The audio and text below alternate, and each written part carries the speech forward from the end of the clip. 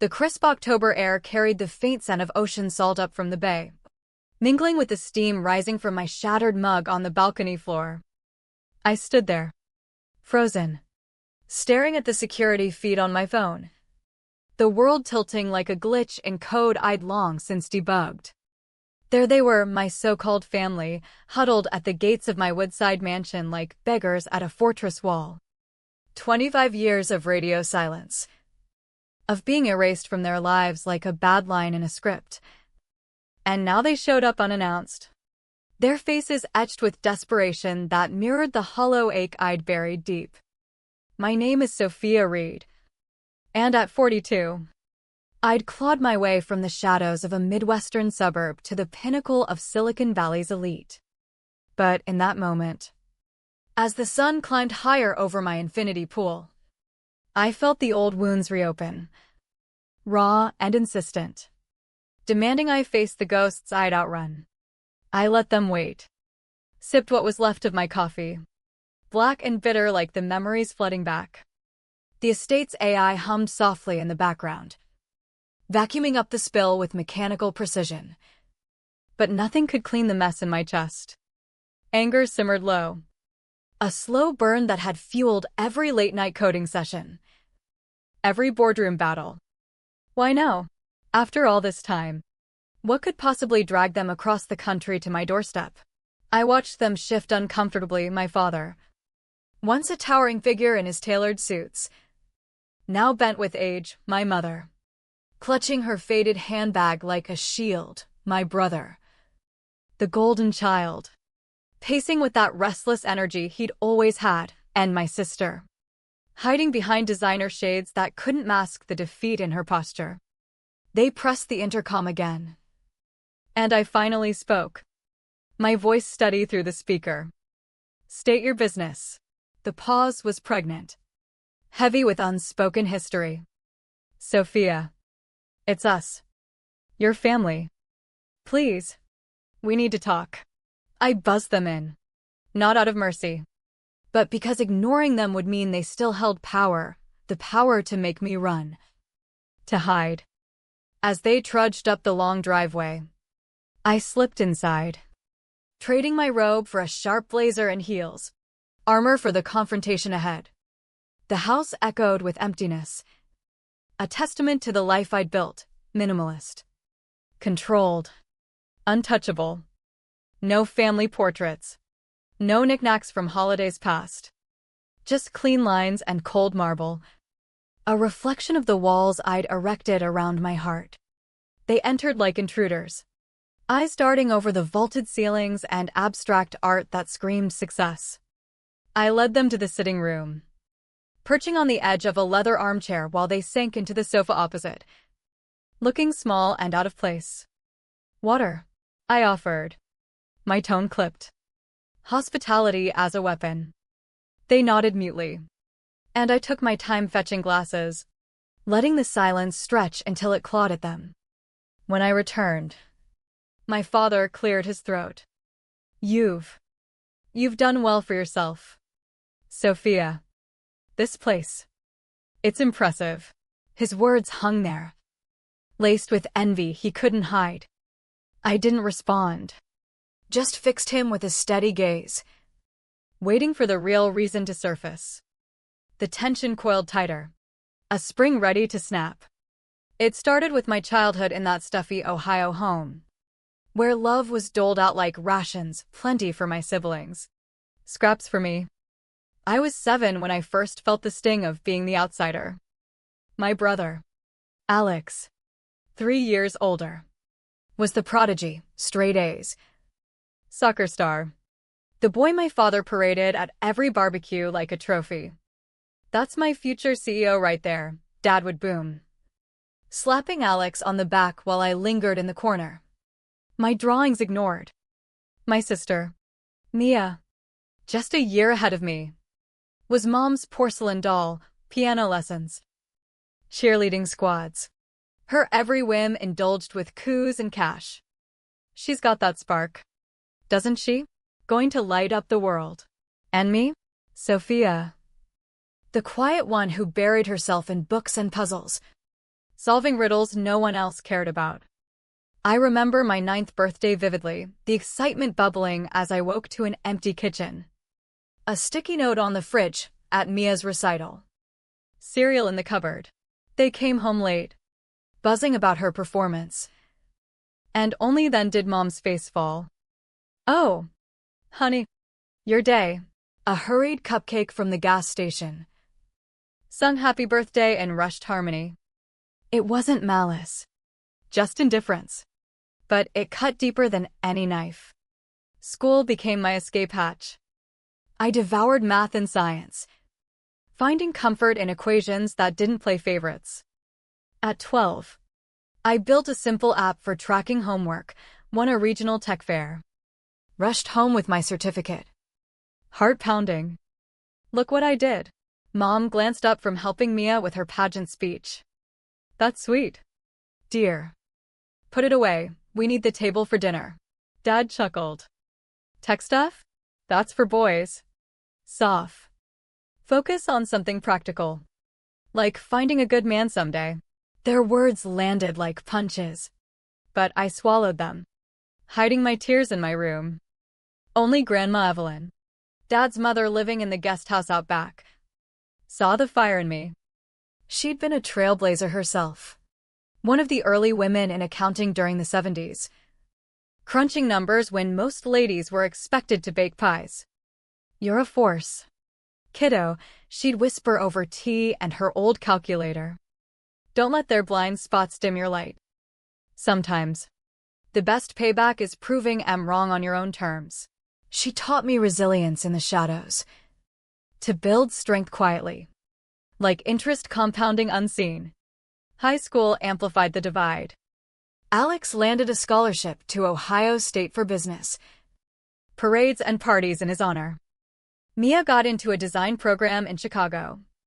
Her send-off a tearful extravaganza. Me, valedictorian. Full ride to MIT for computer science.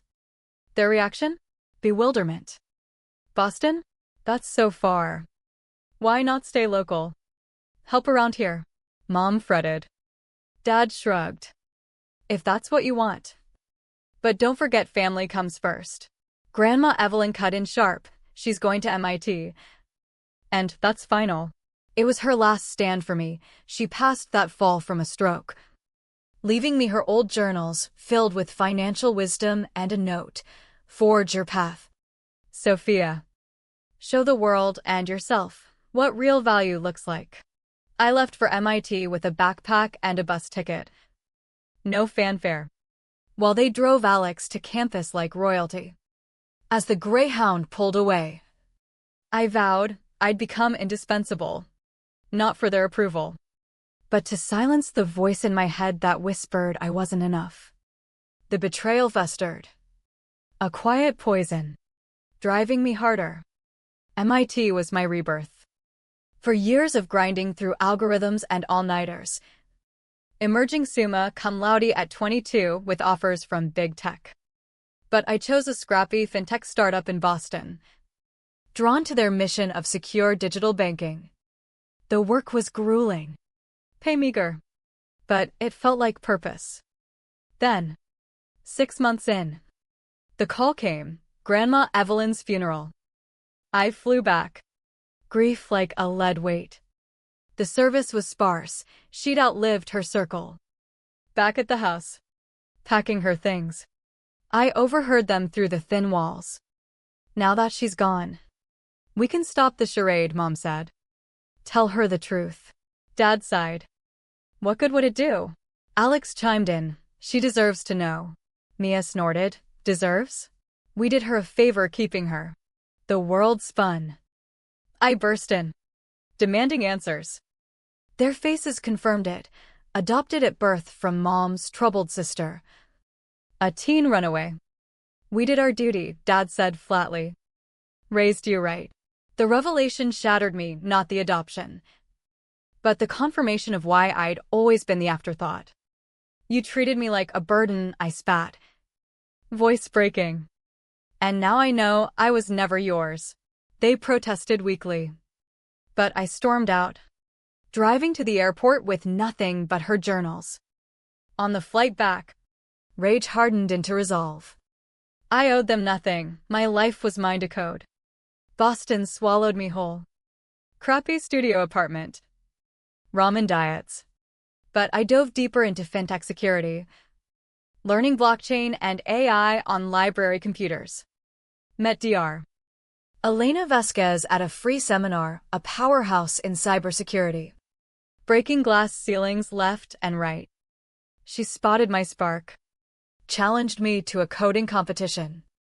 I poured everything in, a prototype for multi-factor behavioral authentication, detecting fraud not just by pins but by how you type, swipe, even breathe near your device. Placed third, but caught the eye of venture capitalist Marcus Hale. Over diner coffee, I pitched my vision, unbreakable financial shields for the everyday user. He funded me $750,000 for 15%, and Sentinel Finance was born. The early years were hellfire. Garage office in Cambridge. Hiring skeptical coders who warmed up once they saw my prototypes. We landed our first client, a regional credit union. When our system flagged a massive phishing scam, saving them millions, doors flew open. By year 3, we had Wall Street banks, by 5, federal contracts. At 28, I closed a $10 million deal. Toasting alone in my tiny office, whispering to grandma's photo, we did it. But the isolation gnawed, the price of trust issues forged in betrayal. Therapy started at 30. With Dr. Harlan Reed, no relation. Unpacking the abandonment. You've turned pain into power, he said. But at what cost? Walls keep out hurt and connection. I dated sporadically, founders, execs, all ending the same. You're guarded, they'd say. Like you're waiting for the other shoe to drop. They weren't wrong. Every closeness felt like a vulnerability exploit. By 35, Sentinel hit unicorn status. $1.2 billion valuation. Forbes cover, The Guardian of Wealth, Sophia Reed's rise. Penthouse in San Francisco. Galas. Philanthropy, but nights alone. I'd scroll anonymous social media, watching them live their curated lives. Alex, mid-level manager. Kids. Mortgage. Mia, married twice. Selling cosmetics online. Parents, retired. Church volunteers. No trace of me in their posts. Like I'd been photoshopped out. The indifference stung worse than hate. It confirmed I was forgettable. The IPO at 40 made me a billionaire. Ringing the bell on Wall Street. Cameras flashing. But inside. Hollow. Dr. Reed pushed. This empire, it's your armor. But armor gets heavy. I upped donations to foster care nonprofits, vowing no kid would feel erased like I had. Back to that morning, they sat there, spilling their woes. Dad's firm bankrupt from market crashes. House foreclosing. Alex unemployed. Family struggling. Mia divorced. Drowning in debt. We're family, Dad pleaded. Help us, $4 million to rebuild. The audacity ignited the slow burn into flames. I pulled up my archives, their old emails post-revelation, you're not blood, move on. Social posts of perfect family gatherings. No empty seat for me. You erased me, I said. Voice rising. Now you want my empire scraps? They begged forgiveness. Tears flowing. But it rang false, tied to need. Not remorse. Did you ever check if I was alive? Silence. I stood, unyielding. You taught me self-reliance the hard way. Now learn it yourselves.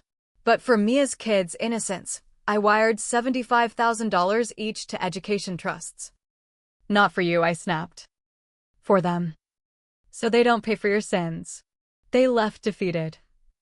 Tails between legs. Dad muttered. You've turned cold. I shot back, no strong. Without you dragging me down. As their car vanished. a strange peace settled. Not triumph, but release. The betrayal that broke me had forged me unbreakable. That night, with Elena over wine, I confessed it all. Grateful. Oddly, I said. Their rejection pushed me here. She nodded. But now? Build bridges that matter. I doubled down on my foundation, naming it Evelyn's Legacy, scholarships for adopted youth, therapy access, family rebuilding programs. Deleting their digital traces felt like shedding chains. The black sheep had become the architect of her own destiny. And in that quiet victory, I found not revenge, but redemption. The price of choices? High, but worth every scar.